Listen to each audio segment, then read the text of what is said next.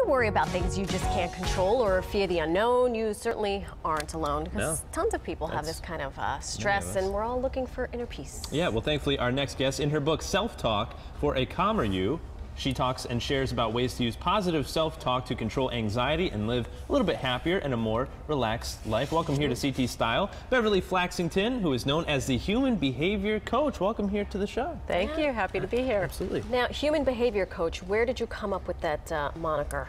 So I actually did end up trademarking it, so it's a registered trademark at this point, but I feel that I've spent most of my life trying to help people understand that they actually naturally have more ability than they think they do, and to help them really unlock that. So it's human behavior that lives inside of all of us, but we do need that coach to be able to figure out with us, how do I pull that out? Do you find that most of us revert to negativity when something bad happens in our life? We just beat ourselves up over it. We often innately glass half empty.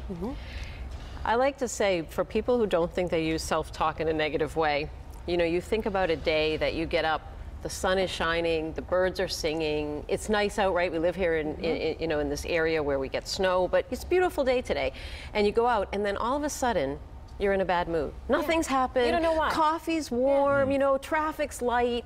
What's going on? You're watching CT Style. You're watching CT Style. Well, I mean, only people feel positive, I think, when they watch this show. As soon as they turn it off, though, that negativity creeps in. And so what's that about? That's because we talk to ourselves about negative things. It's interesting because, Beverly, correct me if I'm wrong, I'm the mom of two boys. One's 9 and one's 6. And the 9-year-old, the world is great. Liam is, everything is happy, joyful. The 6-year-old, who, in my estimation, has experienced fewer things in life.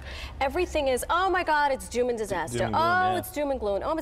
And I struggle with trying to tell him, instead of thinking of, you know, oh, I left my guitar on the school bus, it's okay, we'll figure it out. What can I do to help him with that? To be less anxious, I guess. So one of the things I try to say is that I don't think that when somebody's in a negative state, or we're in a negative state, that we can kind of go to that positive, rose-colored glasses, oh, you know, you're a smart boy, you know, you don't usually make mistakes like that. But what we can do is get to a more objective place, which is to say, yes, you left your guitar in the bus, and I know that causes a little bit of anxiety, but we're going to fix it, and it's going to be fine, and it's not going to be the last time that you leave something somewhere. This is what people do. Yeah. It's so life.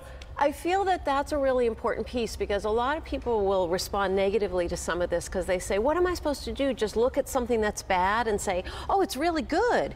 No, but every story has two sides to it. So why not tell yourself that more objective story to give yourself more power in dealing with it? He's lost his power, right, when he gets that upset. Well, what's the process here? Because I'm assuming it's not just a switch that you flip from one moment to say, oh, I'm negative, to, oh, I feel great. Like, so how do you make that transition? Yes. So it's not easy work, because the first thing is we do have to become aware that we're doing it. So I talk about our triggers. So if we really think about what is it that sends me into that spiral, some people have, let's say, you know, I'm supposed to do everything right. My belief is, so when I do something like leave my guitar on the bus, woe is me. Woe is me. I'm not so smart. Yeah. I'm in trouble. And so then what happens? Mom's gonna be mad. And that I wasn't. I was, for once. Mommy over here never gets angry. Well, no, but for once I tried to like keep my cool. Exactly, and that's the thing, though. They are messages. So I'm a mom of 3, so this is not to diss moms, but we all have messages that we did pick up from our parents, from teachers, from throughout our lives, right? So these accumulate. So we have to think about what is it that triggers us. When I first started doing this work, so I run my own business, I teach college, I have 3 kids, I do a lot of animal rescue. I had 17 animals I fed at 5:30 before I left my house, right? So there's a lot going on. I used to notice what would cause anxiety for me. I can't do all of this. There's too much. I'm never going to get through this.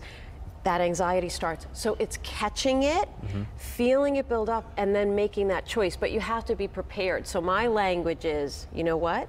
I can do one thing at a time. That's it.